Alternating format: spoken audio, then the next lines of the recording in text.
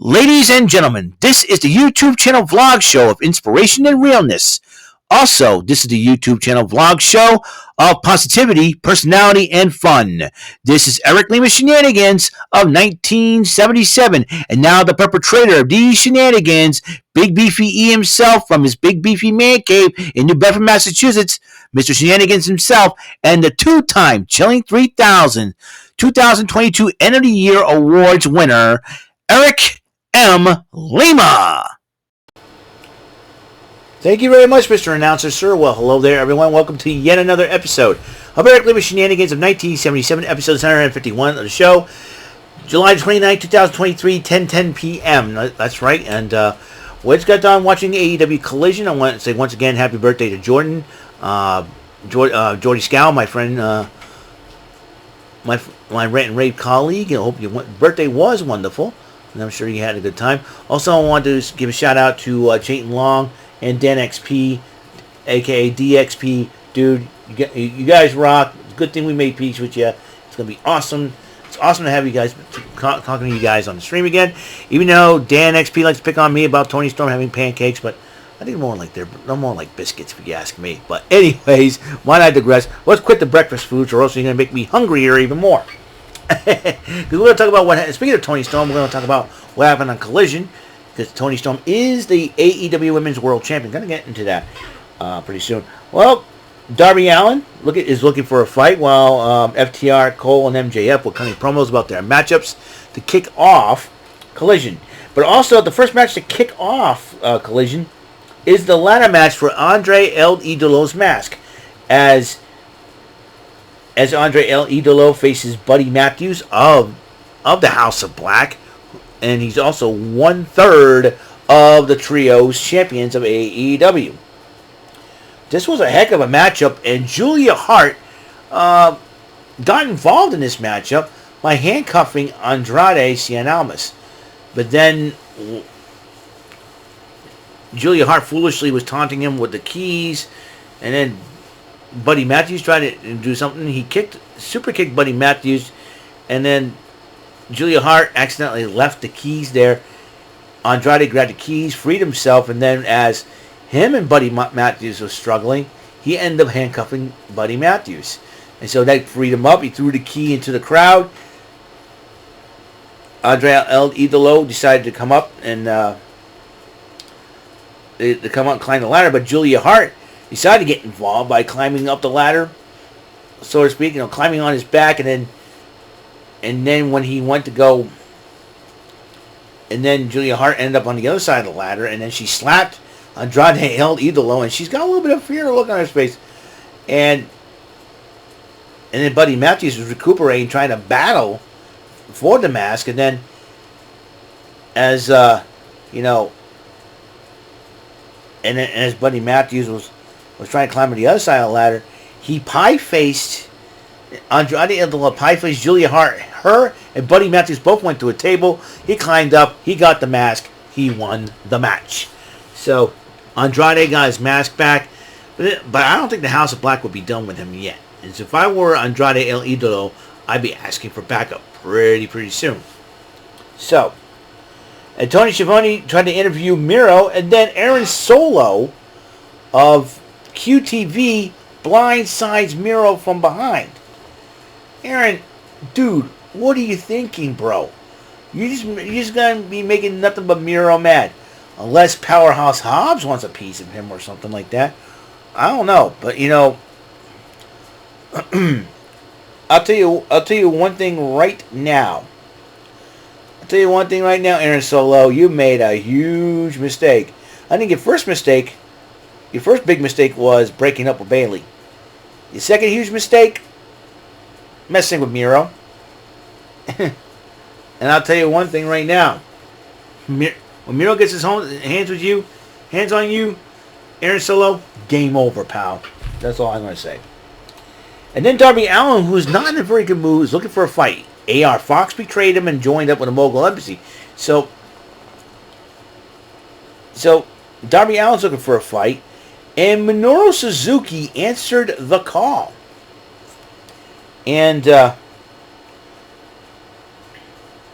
And this was a fight. Dude, this was a brawl. This was a fight. One-on-one. It was crazy. And then Minoru Suzuki, when Darby Allin went for the coffin drop, Minoru Suzuki grabbed him in that like sleeper-like submission. Probably the Karafuda clutch, so to speak. Clutch-like deal. But then Darby Allin pulled a Kairi Sane as he ended up pinning... as he ended up pinning Minoru Suzuki to win the matchup, but then Christian Cage and Luchasaurus interrupted Darby Allin, and Christian Cage running down Darby Allin. We'll see what happens in that exchange. Toni Storm, the AEW Women's World Champion. The woman, I believe, has got a nice butt and nice curvaceous rear end. The lovely, gorgeous, curvaceous, bodacious, and delicious Toni Storm. Cut a promo on another of my favorite ladies from AEW, Hikaru Shida, as they will collide. By virtue of Hikaru Shida's victory over Nyla Rose, they will collide for the AEW Women's World Championship. And Toni Storm has vowed that she'll make Hikaru Shida pay by taking away that stupid kendo stick, as she likes to say. But this was this was going to be a good fight. Hikaru Shida and Toni Storm 1-on-1. And believe me, that will be a heck of a fight for sure. Then Samoa Joe went up against Gravity.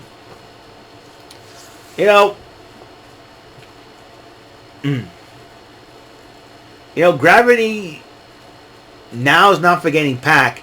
He seems to forgetting Samoa Joe. Samoa Joe is the new man that Gravity forgot. And Gravity, for forgetting, got his butt kicked for it. And the title was on the line, but it wouldn't matter. Samoa Joe wins the matchup with a Muscle Buster. And Tony Schiavone interviewed CM Punk, and he finally revealed the contents of the bag. It was the AEW World Championship that he never lost. And now AEW is calling it the Real World Championship. And Ricky Starks comes out, interrupts him, says he wants a fight, he wants a match. He goes, fine. And then come to find out that the match will happen, and Ricky the Dragon Steamboat will be the special guest referee. Holy cow.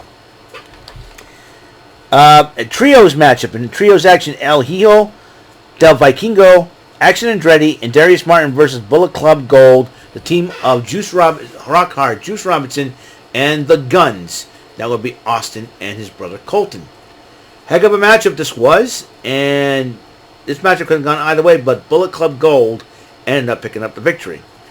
Women's action, Kiera Hogan went one-on-one with Mercedes Martinez, and Mercedes Martinez did win in the end, but then Martinez continued to attack Kiera Hogan after the matchup.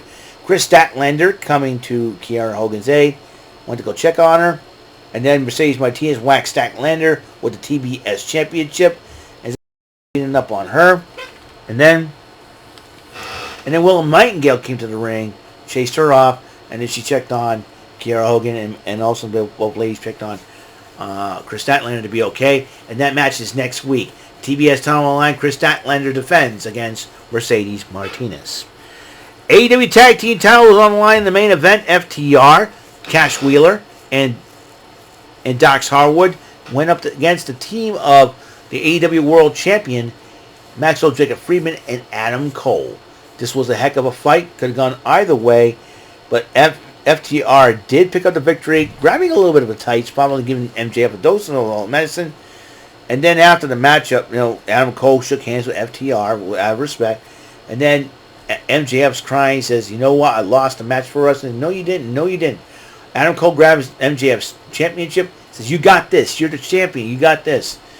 And then he goes, and then Adam Cole turns around, and he kind of had a hunch that this might happen, so he says, Go ahead, hit me." But MJF threw the belt down, didn't want to do it. The two hugged.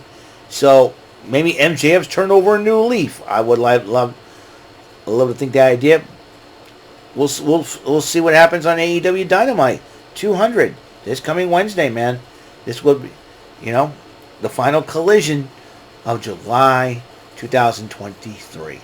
It's only, the fourth episode or third episode? I'll tell you what, it's going to be pretty cool. So, So that is it. Excuse me. That is all the time we have on the show.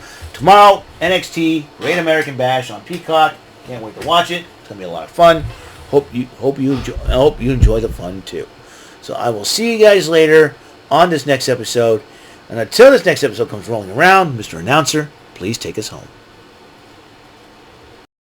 That is all for today's episode of the show. This is Mr. Lima speaking for Eric Lima Shenanigans of 1977. A Big Beefy E, doer for Bob Saget production. And in association with A Sweet Bofa Raving Dingleberries Telepictures and Distribution. Thank you for watching another great episode of Eric Lima Shenanigans of 1977. Until the next episode, goodbye for now.